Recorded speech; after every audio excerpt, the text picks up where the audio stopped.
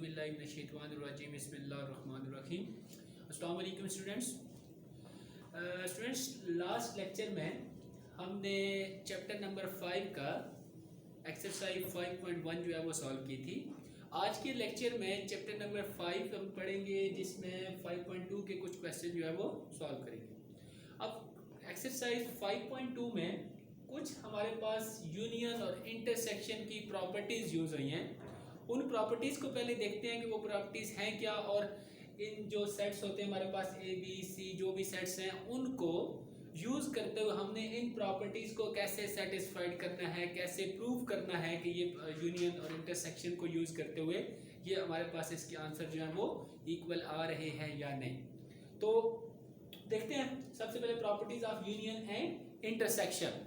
अब पहली प्रॉपर्टी हमारे पास कि कम्यूटेटिव प्रॉपर्टी ऑफ यूनियन, कि यूनियन की कम्यूटेटिव प्रॉपर्टी है। याद रखना कम्यूटेटिव प्रॉपर्टी में हमारे पास दो सेट्स यूज होते हैं, ठीक है। एक है हमारे पास ए, दूसरा है बी। तो कम्यूटेटिव प्रॉपर्टी में ये हम प्रूव करेंगे कि ए यूनियन बी, यानी कि हम पहले ए की सेट की वैल्यू रखें, उसके बाद यूनियन के बाद बी की वैल्यू रखें, उन दोनों को कंबाइन करें तो उसका रिजल्ट, और अगर हम बी वाले सेट के वैल्यू जो है वो पहले लिखें, उसके बाद यूनियन के बाद ए वाली वैल्यू रखें, दोनों का जो रिजल्ट है वो सेम आना चाहिए, ठीक है। क्योंकि आपको पता है कि यूनियन में हम क्या कर रहे थे, कंबाइन कर रहे थे, तो उससे फर्क नहीं पड़ता कि कोई एक सेट पहले लिखा है या बाद में लिखा है। हम दोनों में से जो भी एक जो है वो असेंडिंग ऑर्डर में वैल्यू उठा के लिखते जाते हैं, ठीक है। तो इसलिए हम ए यूनियन बी या बी यूनियन ए करेंगे, दोनों का रिजल्ट जो है वो सेम आएगा। उसके बाद है इसी तरह कम्यूटेटिव प्रॉपर्टी ऑफ इंटरसेक्शन। तो सेम ऐसे ही है कि अगर दो सेट है आपके पास ए और बी, आप पहले ए इंटरसेक्शन बी फाइंड करें, यानी कि आप ए की जो वैल्यू है सेट में वो लिखें, उसके बाद इंटरसेक्शन का साइन, देन बी वाली वैल्यू लिखें, दोनों का इंटरसेक्शन लें। दोनों का इंटरसेक्शन का मतलब क्या है कि दोनों में से जो कॉमन वैल्यूज है वो लिखें। तो जब कॉमन वैल्यूज दोनों में से लिखेंगे तो उसका जो आंसर आएगा, और सेम बी इंटरसेक्शन ए, यानी कि पहले आप बी वाली वैल्यू लिखें, उसके बाद इंटरसेक्शन ए वाली वैल्यू लिखें, दोनों में से कॉमन ले लें। क्योंकि रूल ये होता है कि आपने यहाँ पे भी दोनों सेट में से कॉमन वैल्यू लिखनी है, और यहाँ पे भी ए और बी दोनों में से कॉमन लिखनी है, तो इसलिए इन दोनों का जो रिजल्ट है वो सेम आएगा। तो ये इसकी दूसरी प्रॉपर्टी है।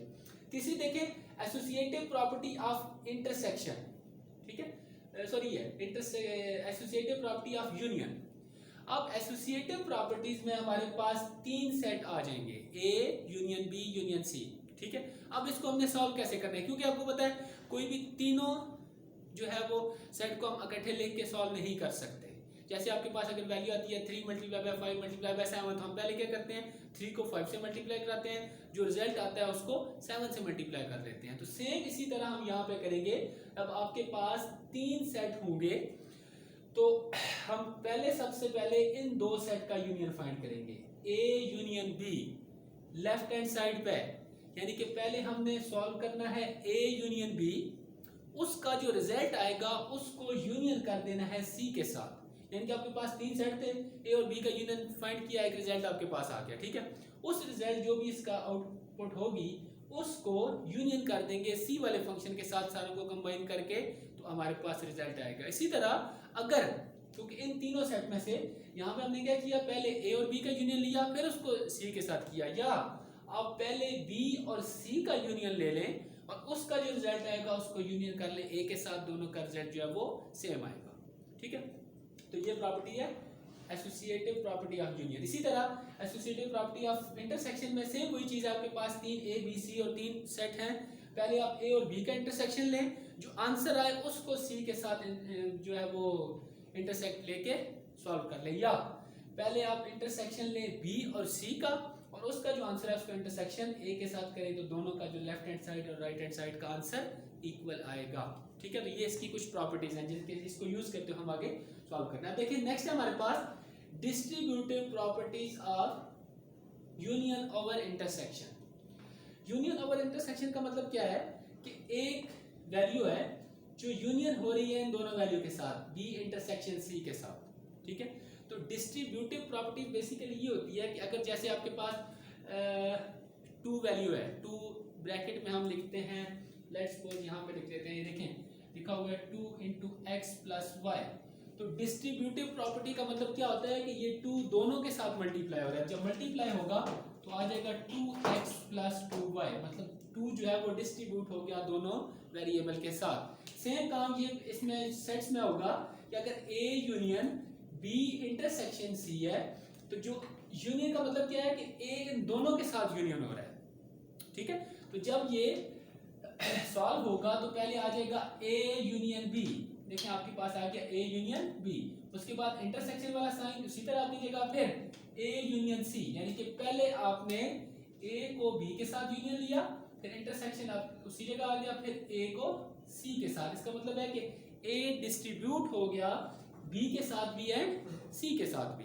तो इसको कहते हैं property distribution property of union over intersection, यानी कि यहाँ पे यूनियन है, ओवर इंटरसेक्शन के ऊपर इसको डिस्ट्रीब्यूट कर दिया। सेम इसी तरह का इन्वर्स होगा जब हमारे पास आगे distribution properties of intersection over union, यानी कि यहाँ पे आपके पास इंटरसेक्शन है, ठीक है, और ये दोनों यूनियन हो रही है। तो यहाँ क्या होगा, पहले आपका A इंटरसेक्शन करेगा B के साथ, ठीक है, उसके बाद यूनियन का साइन ऐसे ही आ जाएगा, और फिर जो है वो आपके पास A इंटरसेक्शन करेगा C के साथ, ठीक है। यानी कि A जो है वो इंटरसेक्शन के साथ दोनों के साथ डिस्ट्रीब्यूट हो गया B और C के साथ। तो ये इसकी 6 प्रॉपर्टीज थी जिसके साथ हमने एक्सरसाइज 1.1 जो है वो 5.2 सॉल्व कर दिया। उसके बाद एक लॉ है डी मॉर्गन लॉ, और ये इंपॉर्टेंट क्वेश्चन है, इसमें से जो है वो ज्यादातर चांसेस होते हैं जो क्वेश्चन इस चैप्टर में से आता है वो डी मॉर्गन लॉ से ही सॉल्व करना होता है। अब देखें कि डी मॉर्गन लॉ क्या कहता है, 2 लॉ है इसमें। पहला लॉ ये है कि A यूनियन B का कंप्लीमेंट, जैसे हमने 5.1 में एक सॉल्व किया था कंप्लीमेंट ऑफ सेट्स। कंप्लीमेंट क्या था कि हम उसकी कंप्लीमेंट लेते थे जब यूनिवर्सल सेट में से उसको माइनस करते थे कंप्लीमेंट फाइंड करने के लिए।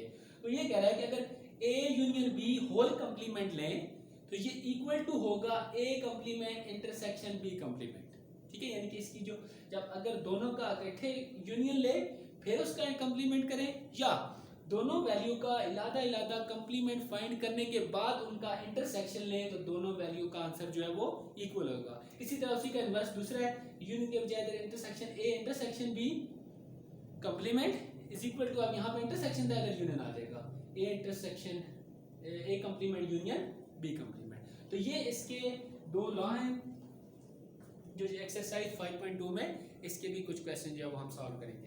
तो ये थी इसकी प्रॉपर्टीज। अब एक्सरसाइज स्टार्ट करते हैं। आपका क्वेश्चन नंबर 1 में यही सारी प्रॉपर्टीज को यूज करते हुए हमने सॉल्व करना है। तो देखते हैं आपके पास क्वेश्चन नंबर 1 जो है,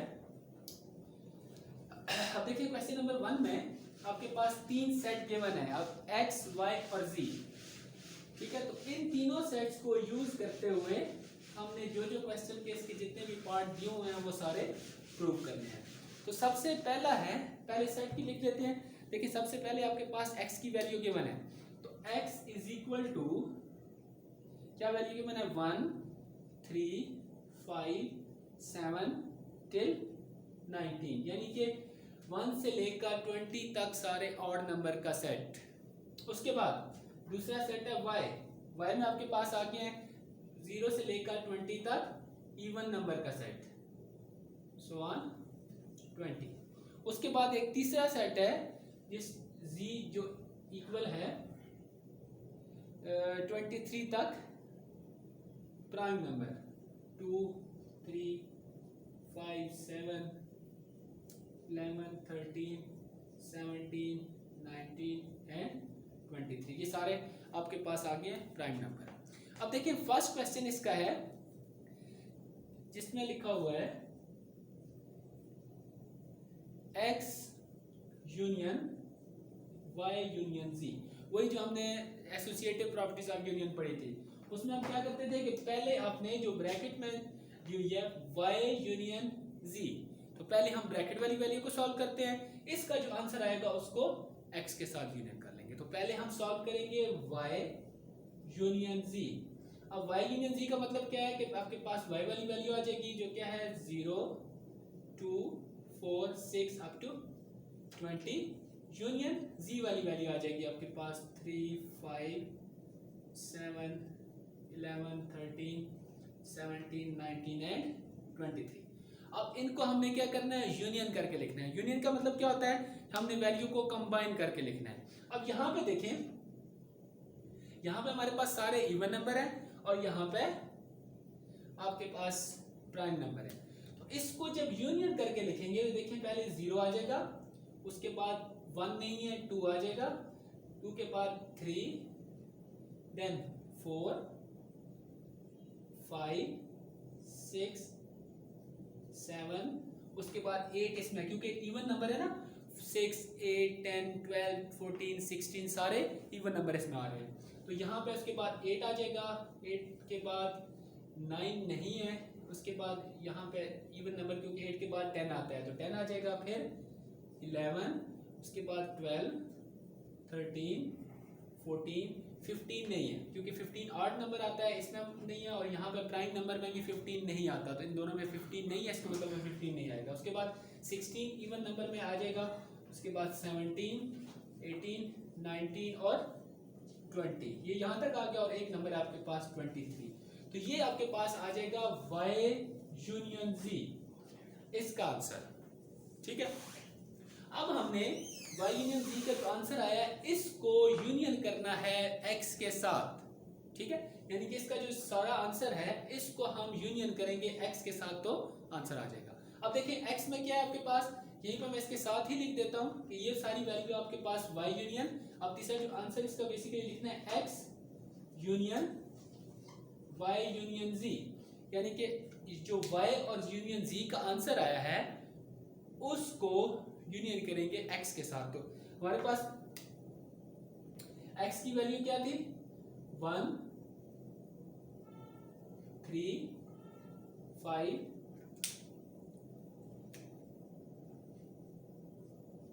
7, 19। ठीक है, उसके बाद यूनियन आपके पास आ जाएगा Y यूनियन Z, ये वाला सारा इसका आंसर। ठीक है, अब इसको और इसको हमने यूनियन करके लिखना है। तो यूनियन में देखें आपके पास यहाँ इसमें से आई थिंक सिर्फ 8 नंबर ही कुछ मिसिंग थे, बाकी सारे जो है वो उसमें गिवन थे। आप देखिए यहाँ से हम स्टार्ट करते हैं, पहले आ जाएगा 0, देन 1, 2, दोनों में कंबाइन है 3 आ जाएगा, 4, उसके बाद 5, 6, 7 टिल 20 तक जो है वो आपके पास सारे नंबर आ जाएंगे, और उसके बाद एक है 23। तो अब देखिए इसमें आपके पास था 0, 1, 2, 3, 4, 5, 6, 7, 8, उसके बाद ये 8 नंबर है, 9 इसमें आ जाएगा, 10, 11, ठीक है, 12, 13, 14, इसमें 8 नंबर में 15 आ जाएगा। उसी तरह 16, 17, 18, 19, 20, 20 तक आपके कंप्लीट नंबर आ जाएंगे, और उसमें एक नंबर 23 था वो इसके साथ ऐड कर दिया। ठीक है, तो अब क्वेश्चन नंबर 1 जो है उसमें सारे पार्ट ऐसे ही हैं जैसे दूसरा क्वेश्चन है X union Y union Z। तो इसमें हम क्या करेंगे, पहले X और Y का यूनियन फाइंड करेंगे, X का और इन दोनों का Y का यूनियन करके इनको लिखेंगे, उसके बाद इसको Z के साथ यूनियन करेंगे तो उसका आंसर आ जाएगा। इसी तरह थर्ड पार्ट है वो हम सॉल्व करते हैं। अभी थर्ड पार्ट में क्या दिया हुआ है कि X union X intersection Y intersection Z, ये वैल्यू वही है आपके पास, ये आ जाएगा इसके साथ जस्ट 2, X इक्वल टू 1, 2, और ये Y सॉरी ये Z है, Z और Y ऐसे ही है। ठीक है, अब क्वेश्चन क्या हमारे पास, X intersection Y intersection Z। ठीक है, इसको हमने सॉल्व करना है, ये 5.2 का पार्ट नंबर 3 है। अब इसमें सबसे पहले क्या फाइंड करना है आपने, Y इंटरसेक्शन Z। तो Y क्या होगा, Y इंटरसेक्शन Z में आपके पास Y में वैल्यू है ये सारी 0 से लेकर 20 तक इवन नंबर, और Z में है 2 से लेकर 25 तक प्राइम नंबर। ठीक है, तो इनमें हमने क्या फाइंड करना है, दोनों में जो कॉमन है। अब देखिए 2 इधर है, इसमें भी 2 है, तो आपके पास 2 जो है वो कॉमन आ जाएगा एक। उसके बाद क्योंकि ये सारे इवन नंबर है और ये सारे आगे इसके ऑड नंबर है, तो कोई भी इसमें कॉमन नहीं आएगा, तो इसका जो इंटरसेक्शन के बाद आंसर आएगा वो सिर्फ 2 आएगा। उसके बाद हमने जब इसका इंटरसेक्शन फाइंड करने के बाद इसको x के साथ इंटरसेक्शन फाइंड करना होता है, तो x intersection y intersection z। तो x की वैल्यू क्या है आपके पास, 1, 3, 5, 7 टिल 19।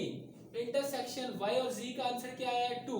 अब देखें इन दोनों में इंटरसेक्शन क्या है, ये सारे ऑड नंबर है और 2 जो है वो इवन है, इसका मतलब है कोई भी इन दोनों में कॉमन नहीं है, तो आपके पास जो आंसर आ जाएगा वो नल सेट आ जाएगा। x intersection y intersection z का जो आंसर आएगा वो नल सेट आ जाएगा, कोई भी वैल्यू इसमें नहीं होगी। देखिए इसमें जीरो नहीं लिख सकते, जीरो एक वैल्यू है, ठीक है।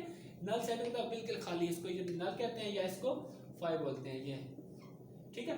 तो ये था इसका आंसर। इसी तरह इसका 4 पार्ट जो है वो आपने सेम इसी तरह पहले x और y का पहले लेना है आपने इंटरसेक्शन, क्योंकि दोनों में ये सारे ऑड है ये सारे इवन है, कोई भी नहीं होगा, नल सेट होगा। उसको फिर जब इसके साथ करेंगे नल मल्टी, इसके साथ कोई भी कॉमन नहीं होगा, इसका भी आंसर नल ही आ जाएगा।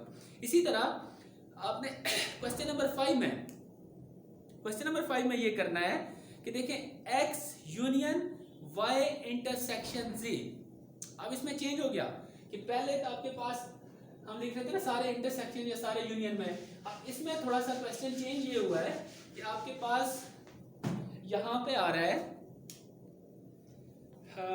x पार्ट 5,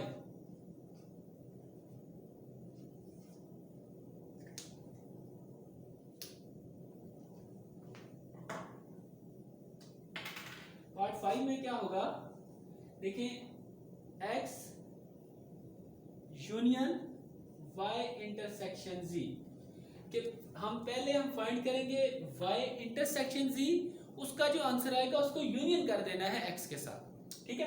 तो पहले हम फाइंड करते हैं y इंटरसेक्शन z। y की वैल्यू क्या है आपके पास 0 2 4 6 till 20 एंड इंटरसेक्शन z की वैल्यू क्या है 2 3 5 7 till 23। सारे प्राइम नंबर याद रखना, ये सारे 25 तक प्राइम नंबर है, ओके, लेस देन 25 तक। उसके बाद इनमें इंटरसेक्शन वही देखिए कॉमन क्या चीज थी, इसमें भी 2 है इसमें भी 2 है, तो एक आपके पास इसमें आ गया 2। उसके अलावा ये सारे इवन है ये सारे ऑड है, तो कोई भी और नंबर नहीं आएगा, तो y इंटरसेक्शन z जो आ जाएगा वो जस्ट 2 आ जाएगा। अब क्वेश्चन क्या है हमारे पास, x union y intersection z, कि जो y और z का इंटरसेक्शन वाला आंसर है उसको यूनियन कर देना है x के साथ। x वाली वैल्यू क्या है 1 3 5 7 till 19 union y intersection z का आंसर था 2। अब इनको कंबाइन करके लिखना है। कंबाइन कैसे करेंगे, आपके पास आ जाएगा 1 उसके बाद 2 3 5 7 till 19, तो ये जो है वो इसका आंसर आ जाएगा, ठीक है। इसी तरह पार्ट 6 में आपने क्या करना है कि पहले y union x union y find करना है, यानी कि x और y का यूनियन फाइंड करना है, फिर x और z का यूनियन फाइंड करना है, दोनों जो आंसर आएंगे उनका इंटरसेक्शन ले लेना है, ठीक है। तो ये क्वेश्चन नंबर 5 6 7 और 8 सेम एक ही मेथड से सॉल्व हुए हैं, या आपने खुद से ट्राई करने हैं। क्वेश्चन नंबर 1 जो है वो हमारा कंप्लीट हो गया है, तो इंशाल्लाह नेक्स्ट लेक्चर में हम इसका क्वेश्चन नंबर 2 स्टार्ट करेंगे। तो क्वेश्चन नंबर 1 के तीन पार्ट जो है वो हमने सॉल्व किए हैं, बाकी सारे क्वेश्चन सेम। अब जस्ट आपने मेथड ये याद रखना है, जो ब्रैकेट्स में वैल्यू होती है उनको पहले सॉल्व करना है, चाहे वो यूनियन है या इंटरसेक्शन है, उसके बाद जो भी साइन है उसके साथ उसको सॉल्व करके कंप्लीट कर लेना है, ठीक है। तो ये था आज का लेक्चर। इंशाल्लाह नेक्स्ट लेक्चर में हम मिलते हैं नेक्स्ट क्वेश्चन के साथ, तब तक के लिए अल्लाह हाफिज़।